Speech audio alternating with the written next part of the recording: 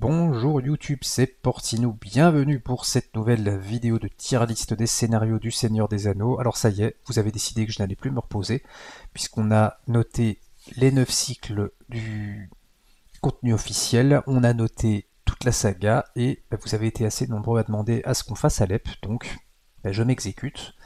On va regarder ce que vaut le premier cycle d'Alep. Donc pour ceux qui ne connaissent pas Alep, c'est du contenu fan-made, qui est créé par une communauté de joueurs pour prolonger le cycle de vie du jeu, comme vous le retrouvez sur pas mal de jeux de cartes, avec la spécificité que Alep est souvent regardé comme étant particulièrement qualitatif dans ce genre de démarche, notamment parce que c'est pas un contenu qui est créé par une ou deux personnes, c'est vraiment quelque chose, c'est vraiment un effort collectif. Et donc on va voir ce que ça donne tout de suite sur le premier cycle. Comme je vous disais, je ne vais pas vous faire le deuxième cycle d'Alep, parce qu'il n'est pas encore publié complètement au moment où on est en train de parler. Peut-être que je le ferai quand le cycle 2 sera sorti de manière complète. Et donc on va s'intéresser au premier scénario de leur cycle 1 qui s'appelle Embuscade à Erelas. Donc c'est tout un cycle qui se déroule dans le Rohan. Et après, ne me demandez pas plus pour l'histoire, parce que vous savez que je lis pas l'histoire. Alors, on m'a dit que l'histoire était très très bien écrite par rapport à ce qui existait dans le contenu officiel, donc je fais confiance à ceux qui m'ont dit ça. Moi, j'ai pas lu une ligne du scénario comme sur toutes les quêtes officielles. Premier scénario, Embuscade à Erelas. Alors ici, on fonctionne avec une mécanique qui est la mécanique qu'ils appellent de maraude. L'idée c'est que quand un ennemi va entrer en jeu, il a le mot-clé maraude, donc ici maraude 2, il vous pique autant de cartes du dessus de votre deck, plus 1 si je dis pas de bêtises, et il les met en dessous de lui. Et quand vous vainquez l'ennemi, vous allez pouvoir récupérer en main une de ces cartes-là, vous allez devoir en mettre une en dessous des biens pillés, qui est une carte qui reste en zone de cheminement, qui va rajouter un de menace pour chaque carte en dessous, et puis vous allez défausser tout le reste. Donc déjà, ça c'est un truc qu'on n'aime pas en tant que joueur de cartes, c'est qu'on vienne se servir dans notre deck et qu'on vienne chipoter dans notre deck pour nous piquer des cartes. Mais vous avez toujours une manière d'en récupérer une partie, donc il y aura des choix à faire. Il y a des cartes que vous ne récupérerez pas. Mais d'un autre côté, il y en a que vous allez prendre en main, c'est un peu comme de la pioche sélective, quoi. Donc il y a un mélange de frustration parce qu'on vous pique des cartes de votre deck, mais d'un autre côté, il y a cette satisfaction de rajouter des cartes à votre main que vous n'auriez pas rajouté par ailleurs. Et donc une fois qu'on a dit ça, le scénario il n'est pas très compliqué à comprendre. Pour passer la première étape de quête, vous devez vaincre un certain nombre d'ennemis. Ça fait un peu penser à ce qu'on faisait sur le cycle 8. C'est un peu moins fastidieux, mais quand vous êtes en solo par exemple, ça peut durer un certain nombre de tours parce que par malchance les ennemis sortent pas dans le bon ordre. Enfin, vous n'avez pas d'ennemis quoi, je vais plutôt dire comme ça. Et puis en deuxième étape de quête, va arriver un boss, le meneur brigand, qui lui va vous piquer déjà de base 3 ou 4 cartes, et qui va vous en piquer une de plus à tous les tours, sachant qu'il va se soigner à la fin du tour d'autant de points de vie que du nombre de coups différents dans les cartes qui sont en dessous de lui. Donc si vous appliquez une carte qui coûte 0, une carte qui coûte 1 et une carte qui coûte 2, il se soigne de 3. Parce que ce sont 3 coups différents, quoi. Et il vous pique une carte supplémentaire à tous les tours, donc ça peut vite dégénérer, mais à cette deuxième étape de quête, parce que évidemment ils y ont pensé, vous avez une action d'organisation, vous pouvez retirer des marqueurs de progression de la quête pour jouer ou défausser des cartes qui sont en dessous, qui sont dans une des piles de maraude. Donc vous pouvez lui piquer les cartes, enfin lui reprendre les cartes qu'il vous a piquées et les jouer, ce qui est quand même assez sympa. Donc il y a une interaction à faire à ce niveau-là. Maintenant, ça peut être assez aléatoire en fonction des cartes qui vous piquent.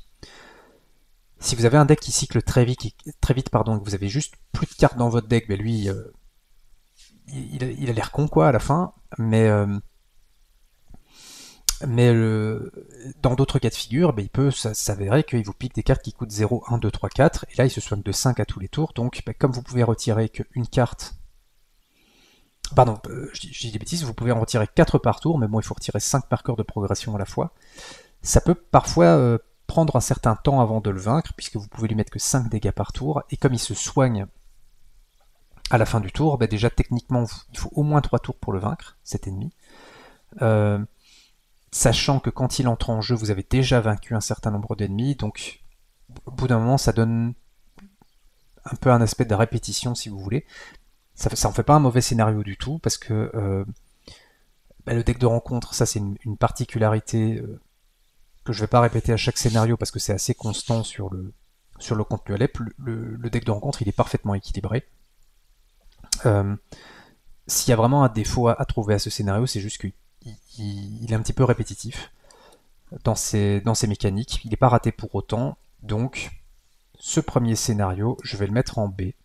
Scénario que je considère dans la moyenne, mais qui va pas non plus me faire sauter de ma chaise pour sa qualité non plus, quoi. Le deuxième scénario, c'est la bataille pour le feu d'alarme.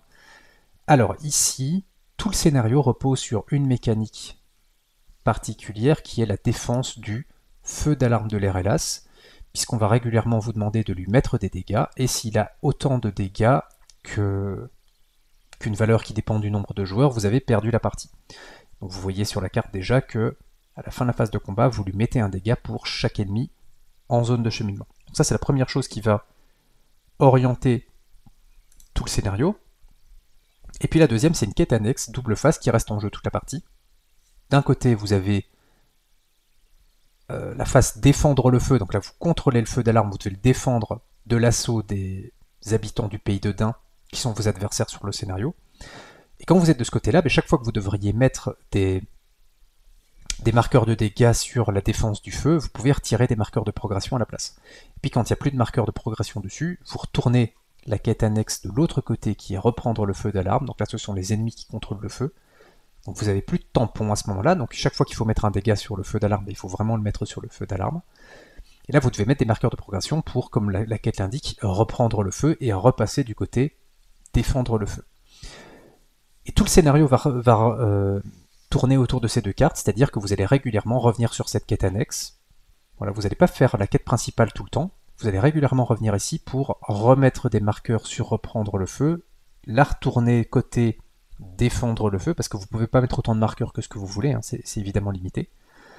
Et donc quand il n'y aura plus assez de marqueurs sur défendre le feu, vous aurez besoin de revenir ici pour le reprendre. Il y a vraiment cette notion de conflit avec des allers-retours pour reprendre le feu d'alarme, et en fait, tout le deck de rencontre tourne autour de cette mécanique. Mais absolument tout, c'est d'une cohérence remarquable. Donc vous allez voir ici par exemple, attaque surprise, le prochain ennemi engagé au combat durant ce tour ne peut pas prendre de dégâts, renvoyez-le en zone de cheminement après la résolution de son attaque.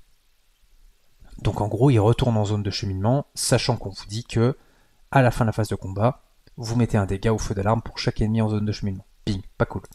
Vous allez vous faire attaquer, vous pouvez pas riposter, et en plus vous mettez un dégât sur le feu d'alarme. Tout est comme ça, hein. Donc le premier joueur choisit un ennemi engagé au combat et le renvoie en zone de cheminement. Vous avez compris l'idée, hein. Renvoyer en zone de cheminement, s'il y reste l'ennemi, vous allez mettre des dégâts sur le feu d'alarme, et puis si vous n'avez pas renvoyé d'ennemis, soit vous mettez un dégât au feu d'alarme, soit ça gagne renfort.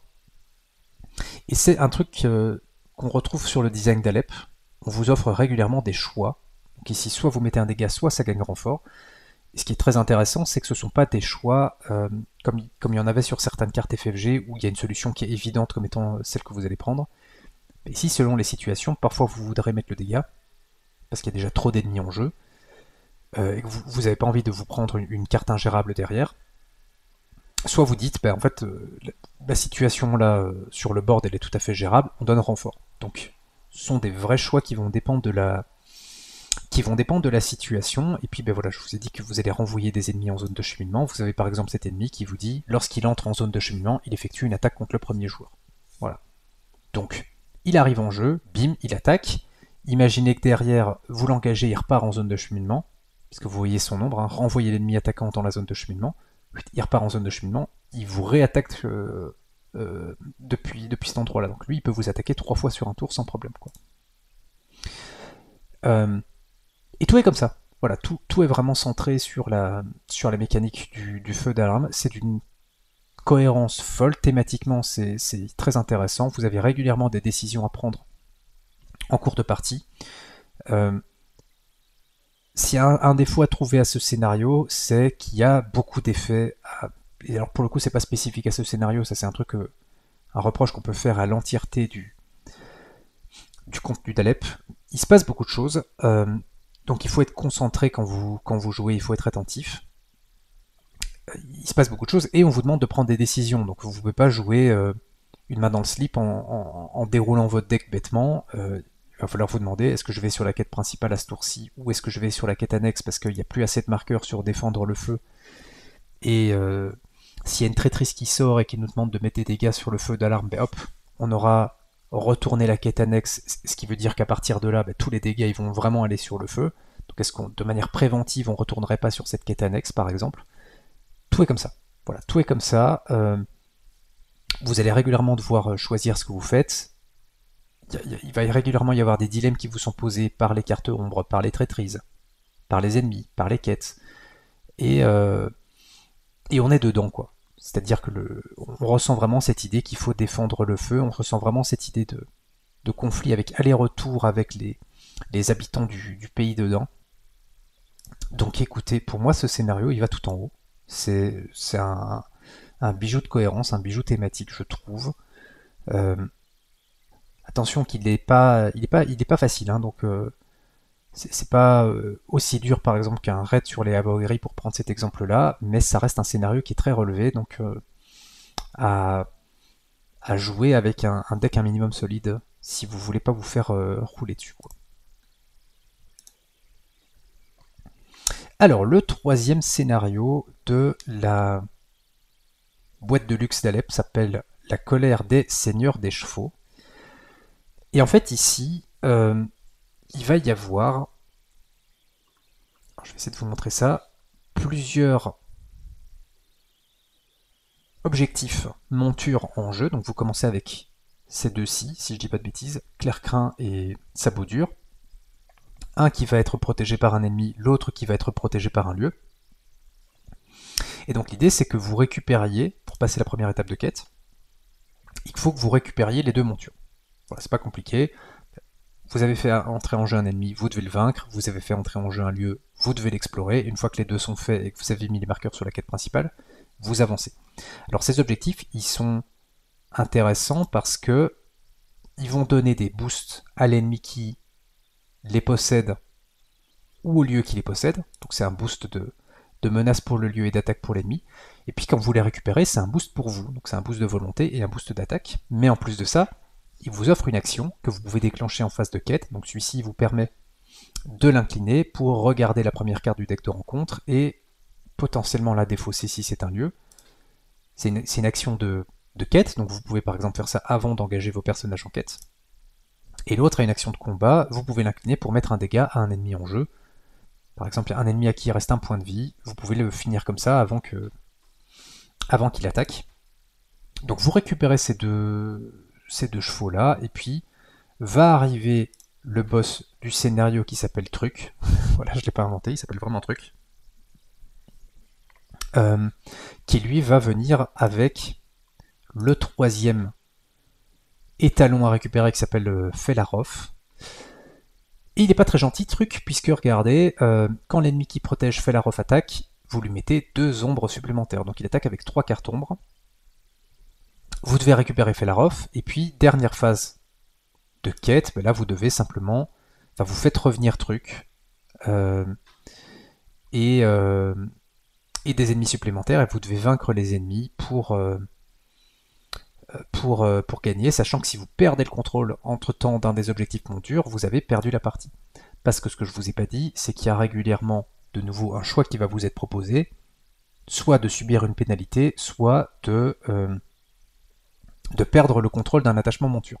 Alors vous avez ça par exemple sur cet ennemi-ci, voilà, quand il vous attaque, soit vous lui donnez 2 ombres supplémentaires, soit vous attachez un objectif monture que vous contrôlez à cet ennemi pour annuler cet effet.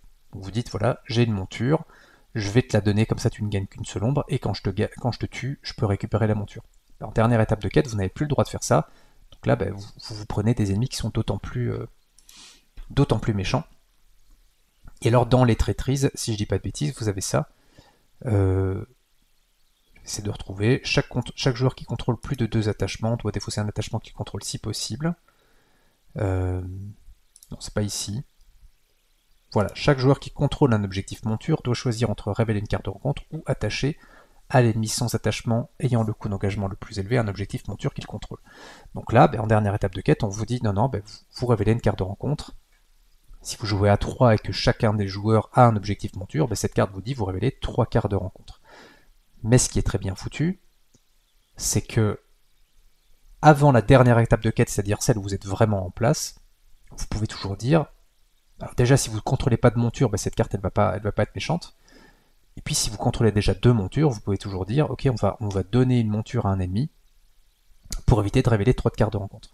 Donc vous avez toujours cette idée que c'est quand même très très bien pensé en termes d'équilibrage. Et alors, c'est un scénario qui va vous mettre un rythme constant, qui va vous faire venir régulièrement des challenges, parce que vous voyez qu'il faut récupérer les chevaux, donc vous allez avoir à gérer des ennemis, vous allez avoir à gérer des lieux, en plus de ceux qui sont révélés de base.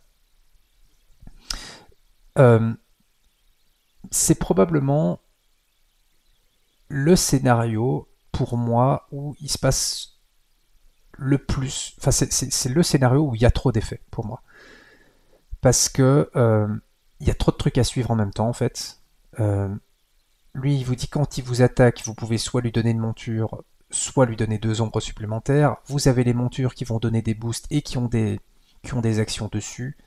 Vous allez potentiellement avoir des effets forcés sur la quête. Truc ne peut pas subir de dégâts, sauf s'il y a au moins 4 marqueurs de progression ici. 4, donc pas 8, 4. Donc il faut se rappeler que c'est 4, par exemple. Voilà, ici on vous dit, quand un ennemi fait une attaque, donnez-lui une ombre supplémentaire. Faut pas l'oublier ça, vous pouvez pas oublier qu'il faut pas perdre les montures. Enfin, ça fait beaucoup de trucs à suivre, quoi. Au début de la phase de combat, soit vous augmentez de 1 votre menace, la menace de chaque joueur, soit vous répartissez 4 dégâts parmi les personnages en jeu. Donc vous voyez, ça c'est un trigger en début de phase de combat. Lui, il a un trigger au début de la phase de combat aussi. Lui, il a un déclencheur quand il attaque. Eux, ils ont des actions que vous pouvez déclencher en phase de combat ou en phase de quête. Lui, il a un effet forcé quand l'ennemi attaché attaque. Tout ça, c'est des trucs que vous devez retenir, quoi. Et ça fait beaucoup parce que les déclencheurs sont pas forcément toujours intuitifs. Voilà, un ennemi qui a un effet en début de phase de combat, ça c'est pas le moment qui est le plus intuitif. C'est quand il attaque que vous allez regarder. Donc c'est un peu dommage parce que la mécanique du scénario est vraiment très sympa, mais du fait qu'il y a beaucoup d'effets, on peut pas dire que le scénario est aussi réussi que le premier. Il y a beaucoup d'effets que le précédent, pardon. Il y a beaucoup d'effets sur le précédent aussi, mais ils sont beaucoup plus concentrés à des moments logiques et systématiques. Donc je pense que le scénario aurait gagné à être un petit peu plus streamliné, pour faire du franglais, donc à être un peu plus simplifié dans ses mécaniques et ses déclencheurs. Ça reste un très bon scénario, je vais le mettre en A, parce que là je mets pas mal l'accent sur les défauts, mais à côté de ça, le deck de rencontre est très bien équilibré comme d'habitude. Il y a un rythme constant, on vous attaque avec pas mal d'ennemis qui peuvent être retors. Il y a pas mal d'attaques sur votre menace aussi dans le scénario, donc voilà. C'est vraiment un scénario qui est réussi, mais je pense qu'il n'est pas aussi abouti que ce qu'il aurait pu, quoi. Alors, le 4e scénario s'appelle le complot à Aldburg. Et le complot à Aldburg, c'est un scénario qui est extrêmement original dans ses mécaniques. Parce qu'en fait, ce qui va se passer, c'est que vous commencez avec, il faut que je les trouve, 2 lieux en jeu. La caserne et le crin de cheval, je pense que ce sont ces deux-là. Et en fait, une fois que vous aurez exploré un de ces lieux, donc vous choisissez de voyager sur un des deux, mais une fois que vous aurez voyagé sur le lieu correspondant et que vous l'aurez exploré, vous allez retourner le lieu pour révéler le verso qui est une face indice. Et une fois que vous aurez, puisque vous faites une enquête à Aldburg, du coup, une fois que vous aurez retourné le lieu sur sa face indice, vous allez placer une manigance annexe en zone de cheminement qui n'est pas la même pour les deux. Et la manigance annexe, donc on va prendre celle-ci par exemple, vous dit, déjà il y aura un effet forcé, donc dans celle-ci c'est à la fin du tour, chaque joueur augmente de 1 son niveau de menace, mais quand la quête annexe est passée, vous allez placer un ennemi en zone de cheminement, donc ici le maître espion, que je vais essayer de trouver, et le maître espion nous dit, il aura un effet forcé, si la carte ombre qui lui est attribuée n'a pas d'effet d'ombre, vous infligez un point de dégâts au défenseur et vous lui donnez une carte d'ombre supplémentaire, voilà, ça peut piquer, mais quand il est éliminé, vous le retournez et vous gagnez un nouvel indice. Et quand ce nouvel indice est révélé, vous allez placer 2 nouvelles quêtes annexes en zone de cheminement. Donc l'idée c'est que vous faites une enquête, et à mesure que vous enquêtez, il y a de plus en plus de pistes qui s'ouvrent, et pour avancer dans le scénario, vous ce qu'il vous faut c'est récupérer des indices. Donc d'abord vous allez voyager sur des lieux, les lieux vont vous donner accès à des quêtes annexes, la quête annexe va vous faire venir en jeu un ennemi, l'ennemi va lui-même faire venir de nouvelles quêtes annexes. Et donc il y a vraiment il y a un embranchement si vous voulez, puisque un indice va donner un deuxième indice, qui lui-même va donner 2 nouveaux indices. Et comme je vous ai dit, il y a 2 lieux de départ, mais vous choisissez sur lequel vous allez. Mais rien ne vous empêche, une fois que vous avez exploré le premier, d'explorer le deuxième. Et donc dans ce cas-là, vous avez une quête annexe qui est en zone de cheminement, donc l'homme à la lèvre tordue. Mais vous pouvez dire, je vais quand même sur l'autre lieu et je vais révéler une nouvelle quête annexe, j'ai de nouvelles pistes qui s'ouvrent. Puis je vais explorer une de ces quêtes annexes, je vais faire venir un ennemi qui lui-même va faire venir de nouvelles quêtes, etc. etc. Donc il y a une variabilité et une rejouabilité qui est vraiment énorme sur le scénario parce qu'il n'y a pas un embranchement évident comme étant le meilleur. Quand vous connaissez un petit peu les lieux, les quêtes annexes, les ennemis, vous aurez peut-être envie d'aller en chercher certains plutôt que d'autres, mais il n'y en a pas. C'est super équilibré, il n'y en a pas un qui est plus méchant que les autres, il n'y a pas une quête annexe qui est plus pénalisante qu'une autre dans l'absolu. Donc il y a vraiment cette idée que vous allez progresser dans le scénario en ayant vraiment un truc qu'on n'a pas réussi du tout à faire sur le contenu officiel. Il y a des scénarios qui essayaient de faire ça mais qui n'y arrivaient pas. On vous donne vraiment l'impression de mener une vraie enquête, quoi. Et en termes d'équilibrage, en termes de difficulté, je vous ai dit que je le répéterai pas à chaque scénario, mais ici c'est vraiment parfait. Il n'y a rien à redire. Et il y a beaucoup d'effets à la fin, mais le truc c'est que les effets ils arrivent de manière progressive. Et ils vont pas tous être en jeu en même temps. C'est-à-dire que là on vous dit à la fin du tour, vous montez de 1 votre niveau de menace. Mais une fois que vous avez exploré cette quête annexe, c'est fini, quoi. Et encore une fois, une quête qui vous fait un effet à la fin du tour, ça a du sens. C'est pas un truc qui... C'est pas un déclencheur qui se passe à un moment complètement absurde. Un ennemi qui a un effet forcé quand il vous attaque, pareil, ça c'est un truc qui est assez intuitif. Mais voilà, lui il va vous attaquer en mettant des dégâts à votre défenseur. Alors ça peut être très pénible, hein, parce qu'il a une limite de 2 fois par attaque, donc il peut vous mettre 2 dégâts au défenseur tant qu'il n'a pas d'effet d'ombre. Donc vous pouvez pas trash sur cet ennemi là, quoi, par exemple. Vous avez la chuchoteuse qui vous dit que à la fin du tour, elle va repartir en zone de cheminement si elle était engagée, mais dans tous les cas, elle va attaquer le premier joueur. Et en plus, au lieu de vous mettre des dégâts, en fait, elle fait monter votre menace à la place. Je t'ai peut-être pas dit, mais il y a là aussi une grosse pression qui est mise sur la menace. Voilà, vous avez Ossian qui peut pas subir plus que X dégâts par tour. X est le nombre d'indices que vous contrôlez, etc., etc. Écoutez, je sais pas, il faut le jouer ce scénario parce que il y a trop d'embranchements possibles pour que je vous fasse le tour. Voilà, jouez-le. Pour moi, ça va tout en haut. Complot à Alburg, c'est un bijou, c'est amusant, c'est équilibré, c'est original, c'est varié, c'est beaucoup de rejouabilité et beaucoup de manières différentes de le jouer. Donc, et même si vous connaissez pas les quêtes annexes, les ennemis, etc., comme c'est très bien équilibré, en fait, vous direz pas mince, il fallait pas que j'aille sur celle-là. Voilà, je suis tombé sur une impasse et j'ai perdu la partie. Ça se passe pas du tout comme ça. Voilà, jouer ce scénario, il est vraiment, c'est un des tout meilleurs scénarios et je m'amuse à chaque fois que je le joue, quoi. 5e scénario, Feu sur l'Estemnay. Alors ici, en fait, on a un remake de Rencontre à Amondine. Puisque dans Rencontre à Amondine, vous aviez 2 cartes, villageois tués et villageois sauvés. Et vous deviez, pour gagner le scénario, avoir plus de villageois sauvés que de villageois tués. C'est exactement la même chose ici, sauf qu'on va pas essayer de sauver des villageois, on va essayer de sauver des chevaux.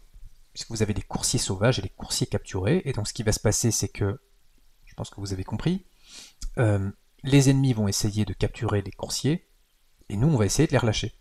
Donc quand un ennemi va rentrer en jeu, il vous pique un des coursiers sauvages et il le met sur lui. Si l'ennemi devait quitter le jeu pour une raison X ou Y sans être tué, les coursiers, les chevaux qui étaient sur lui, ils vont sur le coursier capturé. Vous avez également des lieux qui vont entrer en jeu avec un certain nombre de chevaux. Donc ici vous avez par exemple sur les pâturages coursier 1 par joueur, ça veut dire que vous prenez des jetons qui vont devenir des coursiers. Quand vous aurez exploré ce lieu, les chevaux qui étaient dessus, ils vont sur les coursiers sauvages. Et donc l'idée, c'est que, vous avez compris, hein, vous allez essayer de vaincre des ennemis et d'explorer des lieux pour relâcher les chevaux, et eux, ils vont essayer de vous capturer les chevaux, avec évidemment des effets comme à la fin de la phase de combat, le guetteur orc capture ses coursiers. C'est-à-dire que s'il a un cheval, il le met sur coursier capturé, et en plus de ça, derrière, il vous en repique un autre. Parce que capturer, c'est il place ses chevaux sur coursier capturé et il en pique un autre des coursiers sauvages. S'il n'y a plus de marqueurs sur les coursiers sauvages, vous avez perdu la partie, quoi. Il y a beaucoup d'effets qui tournent autour des coursiers. Alors en fait, Rencontre à Amundine, c'était un scénario qui avait une petite particularité, c'est que en mode normal, c'est probablement le scénario le plus facile du jeu. Oui, plus facile que le passage dans la forêt noire sur lequel vous avez appris le jeu. Rencontre à Amundine, c'est vraiment le scénario le plus facile. Et par contre, sa version cauchemar est un des scénarios les plus difficiles du jeu. Donc vous avez les deux extrêmes, quoi. Et ici, vous avez une proposition qui se situe un petit peu entre les deux. C'est-à-dire que c'est pas hyper facile, c'est pas hyper difficile non plus, c'est une difficulté moyenne. Donc je sais pas si c'est ça l'intention qui était voulue ici, de vous faire une espèce de rencontre à Amundine équilibrée. Mais en tout cas, c'est ça que ça donne à la fin. Et voilà, c'est du coup une mécanique qu'on connaît déjà, si vous voulez, donc c'est pas aussi rafraîchissant que ce qu'on vient de discuter avec le complot Alburg ou la bataille pour le feu d'alarme. Ce sont des mécaniques qu'on connaît déjà, qu'on a déjà vues, ça fait un peu redite, quoi. Ça donne plus l'impression d'être un patch de Rencontre à Amundine qu'un scénario vraiment original en tant que tel. Et alors si vous recherchez la difficulté, il y a malheureusement, je trouve, trop peu d'effets qui capturent les coursiers, parce que là, je vous ai montré un ennemi qui va capturer ses coursiers à la fin de la phase de combat. Mais c'est pas un truc que vous allez retrouver très souvent. Il y a peu de cartes qui font ça. Donc, il se peut tout à fait que vous ayez 3 ennemis en zone de cheminement. Ils ont tous pris un cheval, mais ils restent là avec leur cheval, quoi. Et tant qu'il n'y a pas une carte qui dit qu'ils vont capturer leur coursier, parce qu'il me semble qu'il y a une traîtrise qui fait ça. Placer un coursier sauvage sur chaque ennemi en jeu. Voilà, ça peut vous one-shot, hein, parce que s'il n'y a plus de coursier sauvage, vous avez perdu. Donc ça, en début de partie, ça m'est déjà arrivé de perdre la partie au tour 2 à cause de cette carte. Parce que tour 1, vous avez d'office un ennemi en zone de cheminement. Il vous pique déjà un des chevaux qui sont sur les coursiers.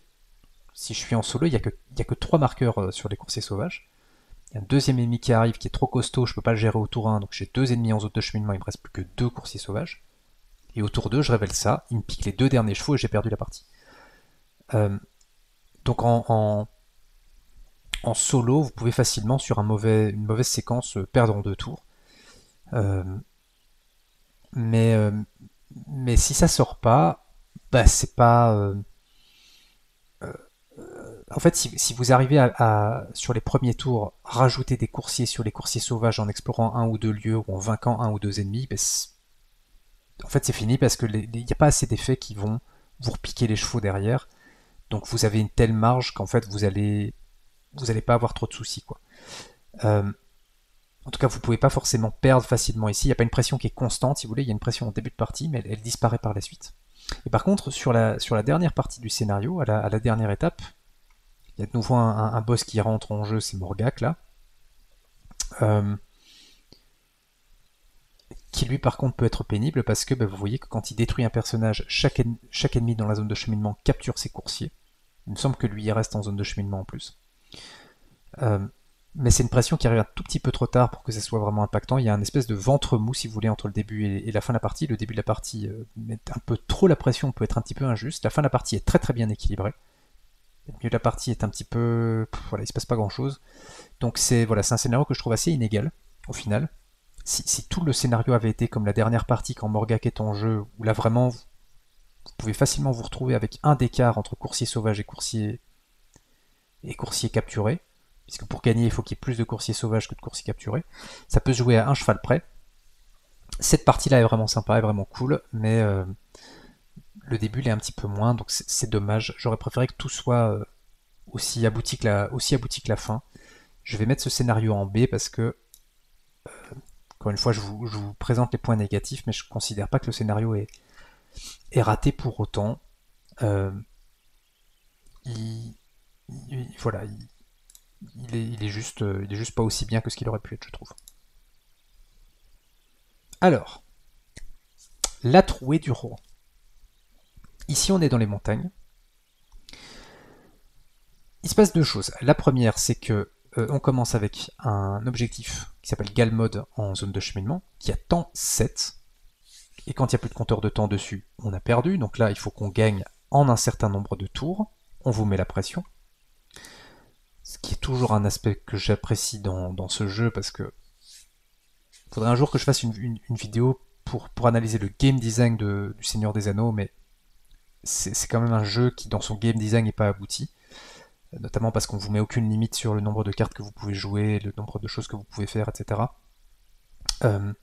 Donc le fait de vous mettre la pression et vous dire, bon, il y a quand même une contrainte, vous devez gagner en un certain nombre de tours, ça vous rajoute la pression que vous n'avez pas dans le game design de base. Mais en fait, c'est un scénario qui va jouer sur un mot-clé en particulier, qui est le mot-clé gelure. Et gelure vous dit, en début de tour, donc pendant la phase de ressources, avant même d'avoir pioché votre carte du nouveau tour, vous devez incliner autant de vos personnages que la valeur de gelure qui est en jeu. Vous commencez avec gelure 1, donc ça veut dire qu'au début du tour 1, vous inclinez déjà un de vos 3 héros. Et à la fin, vous terminez avec du gelure 3, donc à la fin, c'est au début de tour, vous inclinez 3 persos. Alors je ne sais plus s'il y a des effets supplémentaires qui viennent vous mettre des gelures supplémentaires. J'ai un petit doute, mais il me semble que non. Mais il y a une carte qui va être très présente, c'est la congère, parce que vous voyez qu'il y en a 6 exemplaires, et qui va vous dire, à chaque fois que vous devriez mettre des marqueurs de progression sur la quête, vous devez les mettre sur la congère à la place. Une mécanique qu'on connaît déjà, qui existe sur d'autres scénarios, mais ici, il y en a 6 dans le deck de rencontre, donc ça va arriver très souvent. Et vous avez beaucoup d'effets qui sont thématiquement là pour vous donner l'impression que l'avancée est difficile, vous êtes freiné. Donc ici la congère vous dit voilà, vous devriez avancer, mais en fait il y a une congère donc vous ne pouvez pas. J'essaie un petit peu de regarder. Voilà, ici il y a une quête annexe qui vous dit au début de la phase de quête, cherchez un exemplaire de congère dans la pile de défaut, c'est placez-la en zone de cheminement. Donc on renforce encore plus cet aspect-là. À la fin de l'étape de renforcement, défausser des cartes du deck de rencontre jusqu'à ce qu'une traîtrise soit défaussée et révélée là. Sachant qu'évidemment les traîtrises vont jouer sur le même genre de principe. Ici, pris par le gel, vous inclinez vos attachements. Enfin, vous inclinez, chaque joueur incline chaque attachement qu'il contrôle et ils ne peuvent pas être redressés jusqu'à la fin du tour. Donc votre intendant du Gondor, vous ne pourrez pas l'employer au prochain tour par exemple. Voilà, vous inclinez un personnage que vous contrôlez et vous lui mettez des dégâts. Quand un allié entre en jeu, vous lui mettez un point de dégâts ou vous pouvez l'incliner pour annuler cet effet. Donc vous avez compris un truc, c'est qu'on joue beaucoup sur le fait de vous incliner des cartes déjà. Ce qui est, je trouve, dommage, parce que ça favorise très fort un type de deck en particulier, c'est le Swarm, tout simplement. Qui est le truc le plus fort au Seigneur des Anneaux, c'est-à-dire poser 25 alliés, mais comme vous devez quand même incliner qu'un seul perso, ici, incliner un perso quand vous jouez en 3 chasseurs et que vous avez juste vos 3 héros, ou incliner un perso quand vous en avez 25 et vous jouez nain, incliner un nain sur 25, on s'en fiche quoi. Donc c'est un petit peu dommage parce que c'est une quête qui vous invite à jouer de la manière la plus forte et la plus classique, entre guillemets, au Seigneur des Anneaux, et qui justement pénalise les decks qui se veulent un peu plus inventifs et un peu plus originaux. Euh, c'est assez, voilà, c'est un truc que j'apprécie moyennement. Alors, ils essaient de contrebalancer ça avec un lieu ici, la colline glissante, qui a X marqueur de progression. X est le nombre d'alliés contrôlés par le joueur qui en a le plus, plus 1.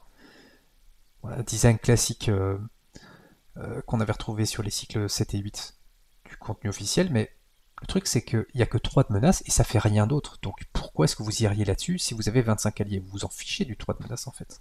Donc ça ne contre justement pas du tout le fait de Swarm. Ça c'est un lieu qui va rester en zone de cheminement toute la partie, vous vous en fichez complètement quoi. Et autre petit problème que j'ai avec ce scénario, c'est que on va vous mettre plein d'effets qui sont thématiquement, on comprend l'idée, vous êtes dans les montagnes enneigées, c'est difficile d'avancer, etc., etc., ok. Tous les effets thématiquement se tiennent de ce point de vue-là, vous devez incliner des persos, c'est pas facile d'avancer, vous devez d'abord mettre des trucs sur la congère, ok, très bien. Mais c'est pas cohérent en termes mécaniques. C'est-à-dire, première étape de quête, les personnages ne peuvent pas être redressés par des effets de carte joueur. Pourquoi pas? Alors notez que là vous jouez, encore une fois, vagabond gris, tour 1, vous inclinez votre seul perso. Voilà. Un peu dommage quoi. Deuxième étape de quête, là on vous dit, au début de la phase de quête, vous mettez un point de dégâts à chaque personnage incliné. Okay, pourquoi pas? Vous comprenez que ça n'a pas beaucoup de lien avec la... Enfin mécaniquement ça n'a pas de lien avec la première. Quoi. La première c'était vous pouvez pas redresser vos persos, maintenant c'est au début de phase de quête, vous mettez un dégât à chaque personnage incliné, sachant que vous devez en avoir 2 inclinés en début de tour. Et à l'étape d'après, on vous dit chaque personnage blessé perd le texte imprimé dans sa boîte de texte. Donc vous retenez que vous aviez dû mettre des dégâts à vos persos à l'étape d'avant.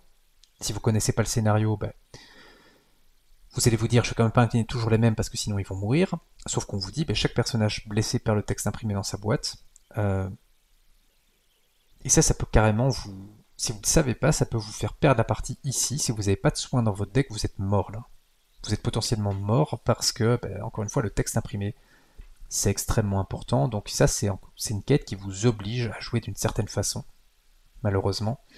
Il faut du soin, vous êtes obligé de soigner. Si vous ne soignez pas, vous avez perdu la partie, quoi. Enfin, vous pouvez vous en sortir, mais c'est beaucoup plus difficile.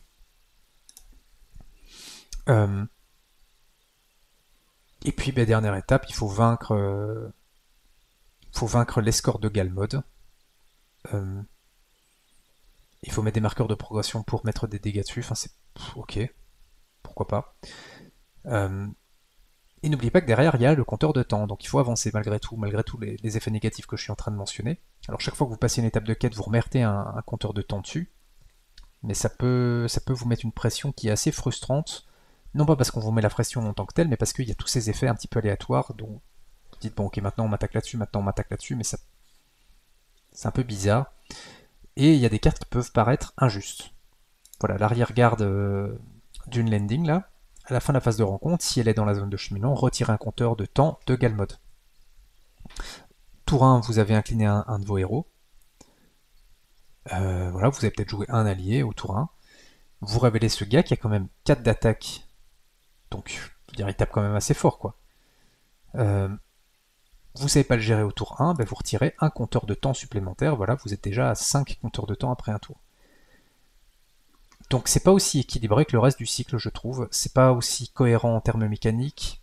C'est pas bien équilibré, c'est frustrant dans les mécaniques. Ça favorise des decks qui sont déjà les decks les plus forts. Donc tout ça fait que je considère que c'est probablement le scénario le plus raté de tout le cycle d'Alep. C'est pas un étron, mais pour moi, on peut pas dire que le scénario est réussi. Donc je vais le mettre en C. Alors, je sais que j'ai déjà mis en B des scénarios où je vous disais que je me suis pas amusé, mais je reconnaissais la qualité du design. C'est pas le cas ici. C'est-à-dire que non seulement on s'amuse pas, mais en plus de ça, pour moi, le design n'est pas abouti parce que voilà, c'est pas cohérent, c'est pas équilibré, donc voilà. Un petit peu dommage, quoi. Alors, les grottes scintillantes. Alors pour le coup là, on est sur un truc qui est extrêmement original et je pense pas que je vais... Oui, si, je vais pouvoir vous le montrer. Puisqu'en fait, vous allez commencer la partie avec une carte quand je vous dis une carte, il faut l'entendre, pas une carte de jeu, quoi, une carte géographique. Vous avez ces 12, je pense qu'il y en a 12. Ouais, c'est ça. Vous avez 12 cartes de caverne que vous allez mélanger et vous les répartissez aléatoirement sur une grille de 4 sur 3. Et vous voyez qu'il y a des connexions sur les cavernes. Ici, ça part dans les 4 directions. Là, par contre, c'est un cul-de-sac. Elles sont disposées de manière complètement aléatoire. Et puis, en début de partie, on vous dit vous pouvez faire X réajustements. Voilà, je pense que c'est 6, si je ne dis pas de bêtises, où vous inversez deux lieux adjacents. Vous pouvez faire ça jusqu'à 6 fois pour réarranger la carte comme vous voulez. Et après, l'idée c'est que vous allez commencer en haut à gauche de la carte, il y a un ennemi qui va commencer en bas à droite, et vous mettez, au lieu de mettre des marqueurs de progression sur la quête, vous mettez des marqueurs de progression sur le lieu dans lequel vous êtes, sur cette carte. Et puis vous pouvez retirer des marqueurs de progression de la carte pour vous déplacer dans un lieu adjacent. Sachant qu'en multi, chaque joueur peut se déplacer séparément des autres. Mais si vous n'êtes pas dans le même lieu, vous ne pouvez pas utiliser vos sentinelles et vos à distance parce que vous êtes perdu dans des grottes, quoi. L'idée, c'est que vous allez devoir vous déplacer dans la carte pour essayer de trouver l'emplacement du corps de Helm, le fameux corps de Helm, dont vous aurez besoin pour pouvoir vaincre Helm main marteau, qui est l'ennemi qui se déplace dans les cavernes de son côté. Alors vous devez suivre les connexions des lieux, c'est-à-dire que sur cette carte-ci, par exemple, vous pouvez aller que à gauche ou à droite. Lui c'est un fantôme, donc il se déplace à travers les murs, donc il va aller tout droit pour vous atteindre, même si ça implique de traverser les murs. Ce qui veut dire que de toute façon il va venir vous engager. Alors j'avais lu l'avis de Roxor sur ce scénario qui disait c'est très facile de le faire tourner en rond. Je suis pas sûr qu'il ait bien compris que lui il peut traverser les murs, parce que du coup il n'y a pas moyen de le faire tourner en rond en fait. Il va finir par vous rattraper, mécaniquement c'est pas possible de faire autrement, ou alors vous mettez des marqueurs un peu partout, vous prenez suffisamment d'avance pour le semer, mais normalement au bout d'un moment il vous rattrape pour vous taper, et vous voyez qu'il tape fort, il tape à 7, et le truc c'est qu'une fois qu'il vous aura rattrapé lui, à la fin de la phase de combat, il se déplace dans une grotte adjacente vers le joueur le plus proche si possible, et ensuite il effectue immédiatement une attaque contre chaque joueur dans cette grotte. Alors le mot important c'est le ensuite, puisque ça veut dire que s'il ne s'est pas déplacé, il n'attaque pas. Donc, une fois qu'il vous aura rejoint, si vous ne bougez pas, il ne vous tape pas, en fait. Mais, il ne bouge pas, mais au bout d'un moment, vous allez devoir vous déplacer. Donc vous allez vous déplacer dans un lieu connexe, et boum, lui il va vous suivre, et il va vous réattaquer derrière. Donc une fois qu'il vous tient, il vous lâche plus, quoi. Là où vous pouvez le gérer, c'est en restant dans le même lieu un certain nombre de tours, en vous mettant en place, et recommencer à bouger au moment où vous serez capable de nouveau de tanker des attaques à 7. Donc c'est l'inverse de ce que j'avais lu dans la vie de Roxor, en fait, c'est pas... vous pouvez pas le faire tourner en rond, c'est vous pouvez trucher le scénario en disant je bouge plus et il me voit pas, quoi. C'est un tyrannosaure le machin en fait. Hein. Mais voilà, vous allez devoir vous déplacer dans la grotte pour enquêter dans les lieux, sachant que chaque fois que vous vous déplacez dans un lieu, il se passe un truc. Donc ici par exemple au hasard, il y a un effet forcé, quand vous vous déplacez dans cette grotte, vous défaussez des personnages que vous contrôlez, jusqu'à avoir 6 personnages ou moins. Ça c'est pas sympa. Hein. Et puis sur chaque lieu, voilà, il y aura un certain nombre de lieux à visiter. Vous devez faire une action en phase de voyage, vous inclinez tous les personnages redressés que vous contrôlez pour fouiller la grotte. Parce qu'en fait, en dessous de certaines grottes, il y aura des cartes de rencontre qui vous disent, ici par exemple, en bas à droite, il y a grotte des gemmes. Voilà, là, vous savez que l'endroit où vous devez aller, ce n'est pas la grotte des gemmes. En gros, donc ce sont les pistes que vous pouvez écarter. Vous allez devoir vous promener dans la caverne comme ça, jusqu'à ce qu'il n'y ait plus qu'un seul endroit possible où se trouve le corps de Helm, y aller, récupérer le corps et vaincre Helm main marteau pour gagner le scénario à la fin. Ce qui est très sympa sur le scénario, je trouve, c'est que la configuration de la carte est aléatoire et que selon la manière dont elle est disposée, la partie change complètement, parce que vous voyez que les lieux, non seulement ils ont des formes différentes, donc vous aurez des connexions qui sont parfois qui vont se mettre comme il faut pour que vous puissiez aller à l'endroit qui vous intéresse, parfois il faudra faire des gros détours, vous aurez des cul-de-sac, ça sera pas évident. Mais surtout, les lieux, indépendamment de leur forme, ils ont des effets à chaque fois que vous allez dedans. Et donc, votre parcours jusqu'à l'endroit qui vous intéresse, il va être plus ou moins simple et il va vous demander des adaptations qui sont pas toujours les mêmes, quoi. Donc là, vous en avez une qui vous dit les personnages dans cette grotte ne peuvent pas être redressés par des effets de carte joueur. Ici, quand vous vous déplacez ici, vous montez de 3 votre menace. Ici, quand vous vous déplacez à cet endroit, vous choisissez une traîtrise dans la pile de défauts et vous la révélez. Et donc, selon l'ordre dans lequel vous voyagez dans les lieux, la partie n'a pas du tout la même allure, quoi. Euh, c'est un scénario qui a un setup qui est très long, je trouve. C'est un reproche que certains joueurs font souvent à Horror à Arkham, qui est un autre jeu de FFG qui a une carte, sur laquelle vous vous déplacez sur une carte. Euh, Même si, bon, c'est un reproche qui est un petit peu malhonnête intellectuellement, parce que effectivement le setup est plus long qu'au Seigneur des Anneaux, mais les parties sont plus longues aussi, donc c'est plus de setup, mais proportionnellement, en fait, c'est équivalent à ce qu'on pourrait retrouver sur Marvel, hein, si on fait le ratio temps de préparation, temps de jeu. Mais ici, il y a la même idée qu'on met en place une carte, et le setup est quand même plus long que sur Arkham, avec des parties qui sont quand même plus courtes. Donc il faut quand même se taper le setup qui peut être un petit peu fastidieux, un petit peu laborieux, qui n'est pas très intuitif. Parce que là, je vous ai parlé de mettre la carte. Euh, mais après, vous allez déplacer des lieux, donc vous allez réfléchir, vous allez lire les différents lieux, vous allez regarder les embranchements pour voir ce qui vous paraît préférable. Puis il y a encore d'autres étapes de setup dont je vous fais grâce ici. Et donc ça peut être assez long. Et une fois qu'on a dit ça, les mécaniques sont très originales, mais c'est moyennement adapté au, au jeu Le Seigneur des Anneaux, quoi. Ça marche très très bien dans Arkham. Arkham, c'est un jeu qui est pensé pour avoir une carte. Le Seigneur des Anneaux n'est pas pensé pour ça. Et donc la manière notamment dont on se déplace en retirant des marqueurs de progression de notre lieu, bon, c'est un petit peu, on a l'impression de se déplacer comme des, on a l'impression de se déplacer comme des hippopotames, quoi. Donc c'est pas très, comment dire, c'est pas très agile, quoi, dans la manière de se déplacer. Mais c'est un scénario original. Je conseille quand même de le faire au moins une fois, ne serait-ce que par curiosité. Mais voilà, faut se poser, faut se poser à table. Il faut avoir de la place pour mettre la carte. Ça peut être des parties qui sont assez longues, donc il faut pas y aller sans savoir de quoi il retourne. Je vais mettre le scénario en B parce que ses défauts, ce sont ses longueurs de mise en place. En fait, paradoxalement, les défauts du scénario, ils sont hors du scénario. C'est plutôt dans la mise en place et tout l'effort qu'il faut, ne serait-ce que pour commencer à jouer. Euh, et le fait que mécaniquement, je pense que si j'avais mis mon nez dessus, si c'est moi qui avais dû faire un scénario comme ça, je pense que j'aurais changé la manière de se déplacer d'une grotte à l'autre. Le fait qu'il y ait un effet forcé quand vous rentrez dans une grotte, ça c'est très sympa parce que ça amène beaucoup de rejouabilité. Mais voilà, le problème c'est plus que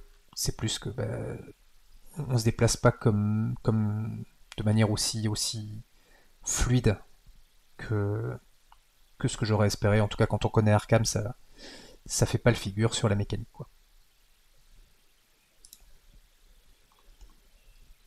On arrive sur l'avant-dernier scénario qui est le rassemblement des Rohirrim. Alors, ici, on retrouve une mécanique qu'on avait dans le cycle 9 du contenu officiel avec, alors on l'avait sur plusieurs scénarios, cette mécanique, notamment sur la forteresse de Nurn, et il me semble que c'était sous les monts de cendres qu'on avait aussi la mécanique, puisqu'on a un deck qui est l'équivalent du deck pouvoir du Mordor, où vous avez des cartes qui sont infâmes, qui vont être mélangées, et vous avez une carte objectif qui est le regroupement en bord dizaine. À la fin du tour, vous mettez un marqueur de dégâts dessus. S'il y a au moins 5 marqueurs dessus, vous révélez la première carte du deck que je vous appelle pouvoir du Mordor. Ici, c'est le deck regroupement. Et donc, dans le deck regroupement, vous avez des trucs qui sont plus ou moins pénalisants. Je vais essayer de vous les retrouver. Ici, vous avez ce lieu, l'autre rive. Donc, le coût d'engagement au combat des ennemis en jeu est augmenté de 5. Quand un joueur engage intentionnellement au combat un ennemi, cet ennemi effectue immédiatement une attaque contre lui. Voilà. Donc vous avez compris, les ennemis ne vont pas vous engager facilement, mais si vous choisissez de les engager, vous prenez une double attaque. Ça c'est une des cartes. Qu'est-ce que vous avez d'autre? Vous avez une quête annexe, il me semble. Non, c'est pas celle-là. Mon Dieu. Je vais essayer de retrouver. Voilà, ici vous avez une traîtrise. L'allié que chaque joueur contrôle ayant le coût le plus élevé fait immédiatement une attaque contre le joueur qu'il contrôle.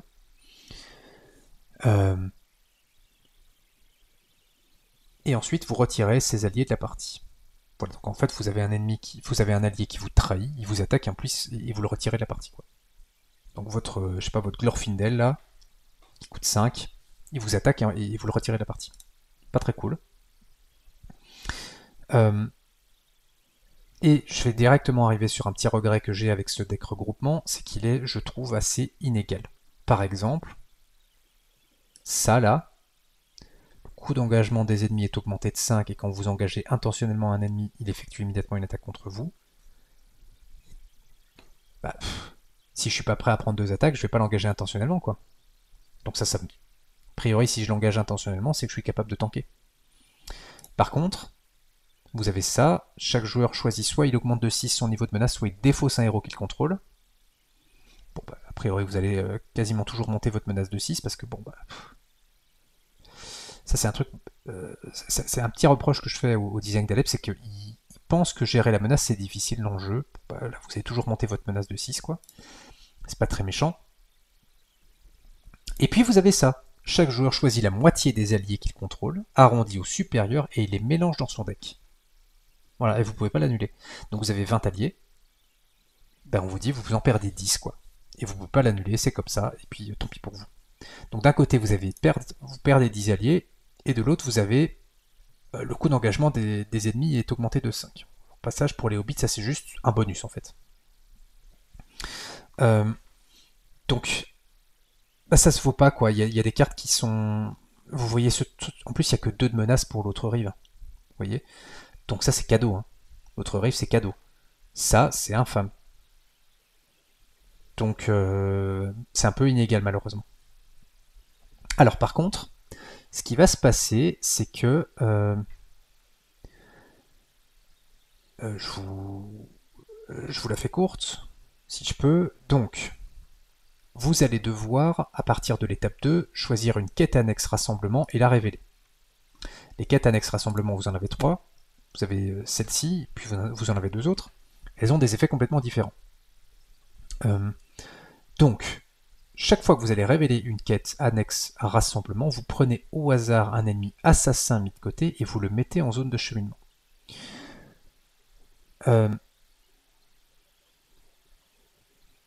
Il va se passer des trucs différents. Donc ici, vous allez chercher un ennemi assassin mis de côté et vous le placez en zone de cheminement. Tant qu'il y a au moins 6 marqueurs de progression ici, les ennemis assassins ne peuvent pas subir de dégâts. Tant qu'il n'y a pas au moins, donc là en fait c'est juste vous devez gérer un assassin. Vous avez une deuxième quête annexe rassemblement qui vous dit vous devez placer l'host des orques en déroute dans la zone de cheminement, vous lui mettez 4 points de dégâts. À la fin du tour, vous mettez un point de dégâts à l'host des orques en déroute. Donc là, c'est une quête annexe qui vous dit vous devez gérer l'host en déroute qui est cet ennemi, qui a 12 points de vie, qui gagne 1 point d'attaque et 1 point de menace pour chaque dégât sur lui, qui commence à 4, hein, donc c'est un 4-4-4 avec 12 points de vie pour démarrer. Et à chaque fois qu'il prend des dégâts, il repart en zone de cheminement. Donc si vous lui mettez 4 dégâts par exemple, ben, il a 8 de menace, 8 d'attaque. Il faudra le gérer au tour d'après de nouveau. Et puis vous avez une troisième quête annexe qui vous dit vous devez placer un lieu en zone de cheminement. Voilà, et le lieu c'est ce lieu-ci qui gagne plus de points de quête par joueur, et vous ne pouvez pas jouer d'allié tant que c'est le lieu actif. Et du coup, ben, vous devez l'explorer pour passer la quête annexe. Donc à partir de l'étape 2, vous allez choisir une quête annexe, une de ces 3 quêtes annexes, et à chaque fois que vous en aurez terminé une, vous choisissez la suivante. Ce qui est très sympa, c'est que vous choisissez l'ordre dans lequel les quêtes annexes arrivent. Donc, selon votre deck, vous allez prendre l'ennemi assassin, vous allez prendre l'host en déroute, ou vous allez prendre le lieu. Selon la manière dont vous êtes mis en place et le type de deck que vous jouez. Et alors on vous dit d'aller chercher un assassin mis de côté. Il y en a 3, et en fait ça donne un petit peu, vous le choisissez au hasard, ça donne un petit peu le même genre de style que ce qu'on avait sur les craintes de l'intendant. Vous aviez 3 ennemis mis de côté, avec les 3 machinations. Il y a exactement le même genre d'idée. Vous en prenez un au hasard, sauf qu'ici c'est vraiment beaucoup plus réussi que ce qu'on a sur les craintes de l'intendant. Vous avez la chuchoteuse ici, qui, au début de la phase de rencontre, engage au combat le joueur qui a le niveau de menace le plus élevé. Okay. Et quand elle attaque, soit vous mettez un marqueur de dégâts sur le regroupement en bord dizaine, donc le truc qui vous fait révéler des cartes du deck à part, soit vous montez de 4 votre menace. Donc vous notez qu'elle va aller choisir le joueur qui a déjà la menace la plus haute et lui dire « je te mets la pression sur la menace ». Vous en avez un autre qui vous dit qu'il engage le joueur qui a le plus de cartes dans sa main, et quand il attaque, vous devez soit mettre un marqueur de dégâts sur le regroupement en bord dizaine, toujours la même carte, soit vous défaussez l'entièreté de votre main. Encore une fois, il fait défausser sa main au joueur qui a le plus de cartes. Défausser sa main, on n'aime pas. Hein. Et vous avez le troisième qui va engager le joueur qui contrôle le moins de personnages, et quand il vous a attaqué, il vous réattaque une deuxième fois dans la foulée. Avec l'idée que vous avez peu de perso, donc a priori, vous n'êtes pas capable de défendre 50 fois. Quoi. Donc c'est vraiment très bien foutu parce qu'il cible a priori celui qui est le plus faible sur un aspect du jeu et il va l'attaquer là où ça fait mal. Quoi. Donc les trois assassins, ils sont vraiment très très bien foutus. Il faut passer les 3 quêtes annexes, et puis une fois que vous aurez passé les 3 quêtes annexes, en dernière étape de quête, en fait, vous allez choisir, enfin vous n'allez pas choisir, vous devez révéler les 2 assassins que vous n'aviez pas chopés par hasard. Que vous n'aviez pas chopé au hasard, et il faut les vaincre pour gagner la partie. Donc vous allez de toute façon vous taper les 3, mais vous en aurez d'abord un et puis les 2 autres, et vous ne savez pas dans quel ordre. Il y a plein de... Il se passe des choses différentes, c'est très sympa de vous permettre de choisir l'ordre dans lequel vous révélez les quêtes annexes. Il y a ce deck regroupement à part, donc de nouveau il y a beaucoup d'effets. Hein. Il y a les espions, il se passe beaucoup de choses, et à la fin vous avez le chef de guerre du clan du corpo, il arrive à la fin si je dis pas de bêtises. Je crois, j'ai un doute, peu importe. Mais il se passe beaucoup de choses, ça peut être sympa. Il faut juste se dire que le scénario, il est pas... Je déconseille de le jouer avec un gros deck, avec un deck qui est très fort, parce que sinon ça va vous donner l'impression d'être un petit peu long. Vous devez passer un certain nombre de quêtes annexes, vous devez faire des choses différentes, mais si vous êtes... si vous avez un deck qui est fort, ça va vous donner l'impression un petit peu de ronronner. Par contre, dès le moment que vous avez un deck un petit peu moins fort, là tout de suite ça devient beaucoup plus intéressant et vous allez vraiment avoir des décisions difficiles à prendre parce que ces trois-là, ils vont vraiment vous embêter. Le Lost des Orques en déroute, si vous n'avez pas un gros deck qui est capable de le taper à 12 dès qu'il arrive en jeu, ça peut piquer. Donc, il n'est pas extrêmement difficile, je trouve, enfin, par rapport à ce qu'on a. Ne me faites pas dire que c'est un scénario facile, hein, mais par rapport à ce qui existe par ailleurs. Par contre, il est extrêmement amusant, je trouve, quand vous avez un scénario, enfin quand vous avez un deck un petit peu moins abouti. Le seul reproche que je lui ferais, c'est que y a beaucoup d'effets nouveaux, donc et des effets qui sont pas forcément cohérents entre eux ou à des moments qui sont les plus intuitifs, donc ça peut de nouveau donner un petit peu l'impression de surménage mental.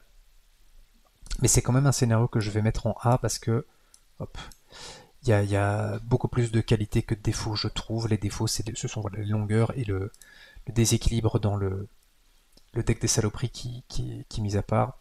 Mais à côté de ça, voilà, il y a de nouveau des décisions intéressantes à prendre, il y a des effets qui vous challenge sans pour autant être injustes. Donc, scénario que je trouve vraiment réussi. Et on arrive sur le dernier, le sang sur Lysen, qui lui a une mécanique très spécifique, très originale, qui tourne autour de ce truc-là, le passage étroit. Puisqu'on va vous dire qu'en la fin de la phase d'organisation, vous mettez des marqueurs de ressources dessus, et après avoir mis des ressources dessus, vous comptez le coût total, enfin vous calculez le coût total des cartes que vous avez en jeu, et vous montez votre menace de la différence entre le coût de ces cartes et le nombre de marqueurs de ressources sur le passage étroit. Donc au tour 1, on vous dit que vous pouvez mettre 3 ressources dessus. Si vous avez joué des cartes, que vous avez mis en jeu des cartes qui ont une valeur totale de 5, vous montez votre menace de 2. Si vous avez mis des cartes pour une valeur totale de 10, vous montez votre menace de 7. Sachant qu'on vous dit par ailleurs que... je ne sais plus où c'est écrit. c'est écrit quelque part, vous ne pouvez pas diminuer votre menace de plus d'un point par tour.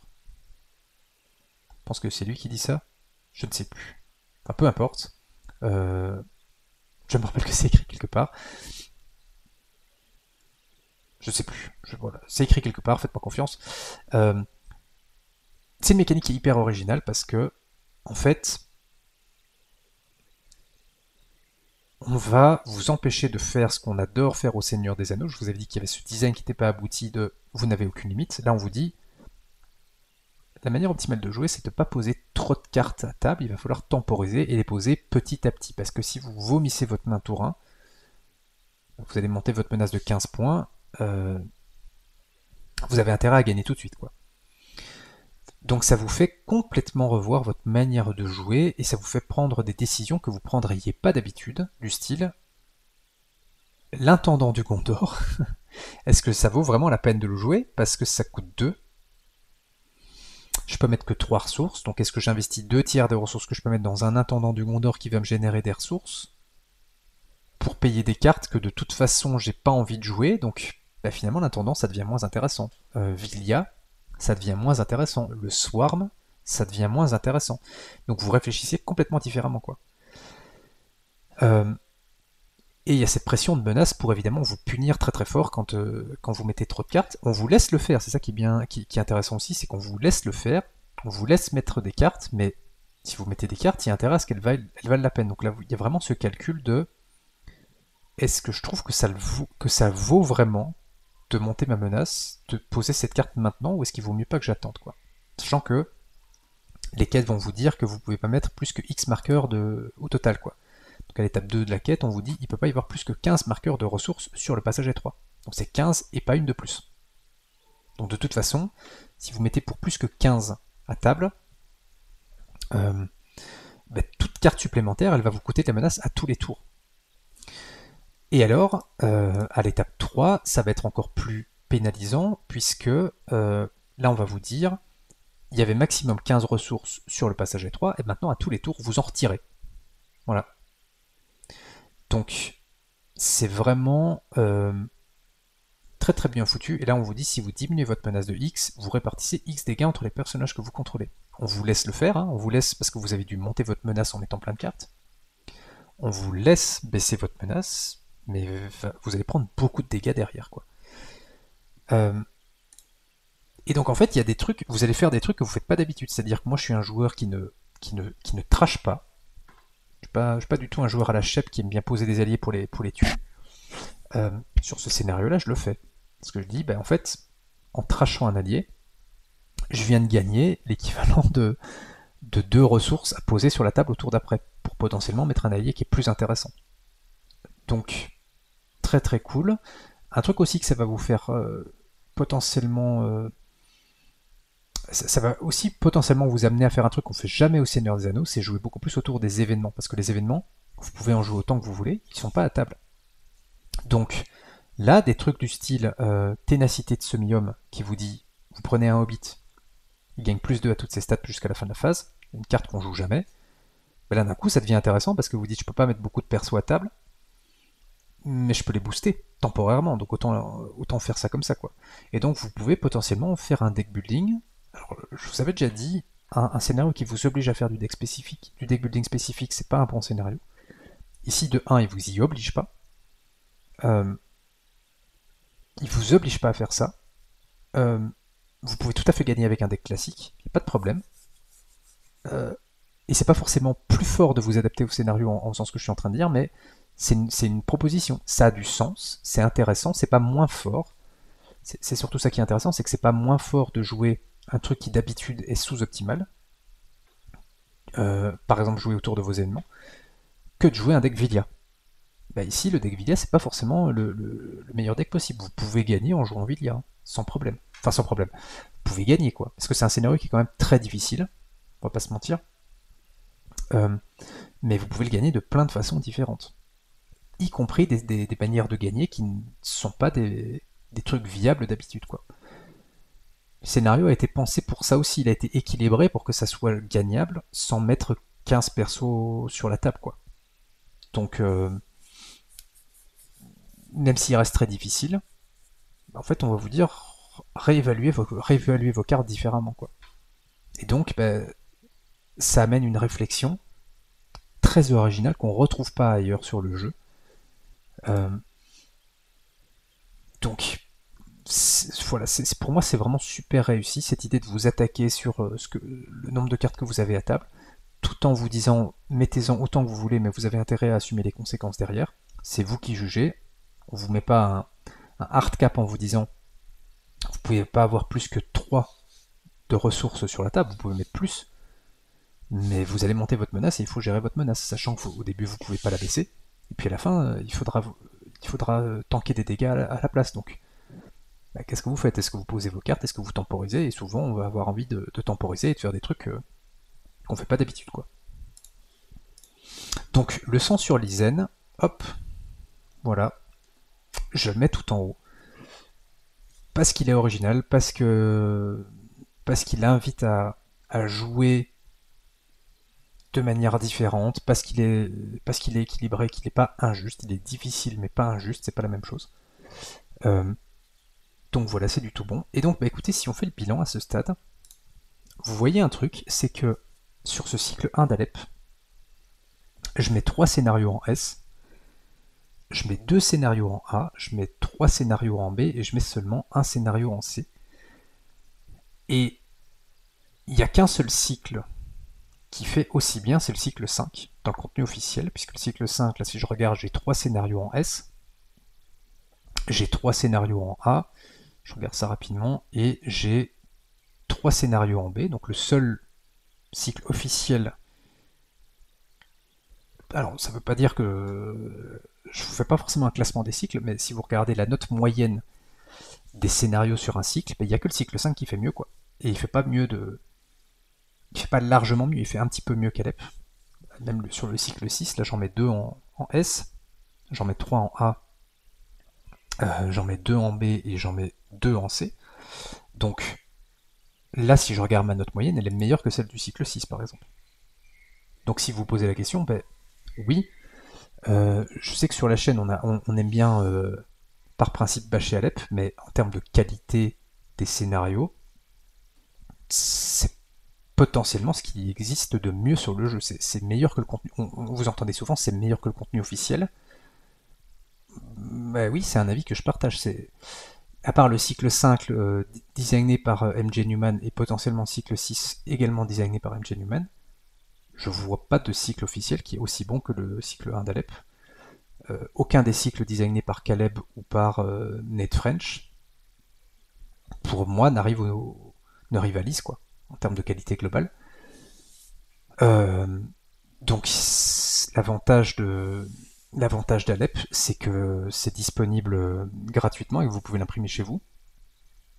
Vous pouvez aller sur leur site pour avoir les PDF. Vous avez aussi la possibilité de faire imprimer ça par un imprimeur, donc ça coûte moins cher que le contenu officiel en étant de meilleure qualité, quoi. Donc, je peux que vous inviter, si vous les avez jamais essayé, à faire les scénarios d'Alep, avec un petit disclaimer qui est quand même très important, c'est que ce sont des scénarios qui s'adressent à des joueurs aguerris, c'est-à-dire que faut pas commencer par là, quoi. La difficulté moyenne est probablement elle est même probablement au-dessus du cycle 5. Donc ce sont pas des scénarios qui sont faciles, mais une fois que vous avez le sentiment que vous maîtrisez le jeu et que vous cherchez un petit peu de renouvellement, c'est le Graal, quoi. C'est vraiment du tout bon. Donc j'espère que si vous ne connaissez pas encore Alep, ça vous permettra de découvrir et de vous intéresser à ce contenu-là. De notre côté, on va probablement faire une petite vidéo sur les scénarios indépendants, parce que là aussi vous avez été pas mal à le demander. Ce sera probablement une analyse plus courte. Je vous ferai pas une analyse détaillée de tous les scénarios indépendants, parce qu'il y en a quand même une quinzaine, si je dis pas de bêtises. On ferait au moins un passage en revue rapide, pour qu'on voit ce qui est bon et ce qui est moins bon dans ces scénarios-là. Et avec ça, je pense qu'on aura fait vraiment enfin là, on aura fait le tour, quoi. Pour le coup. On a vraiment fait le tour de tout ce qui existe. J'espère que la vidéo vous aura plu. Donnez-moi votre avis dans les commentaires. Et d'ici la prochaine vidéo, portez-vous bien et jouez bien. Salut, salut!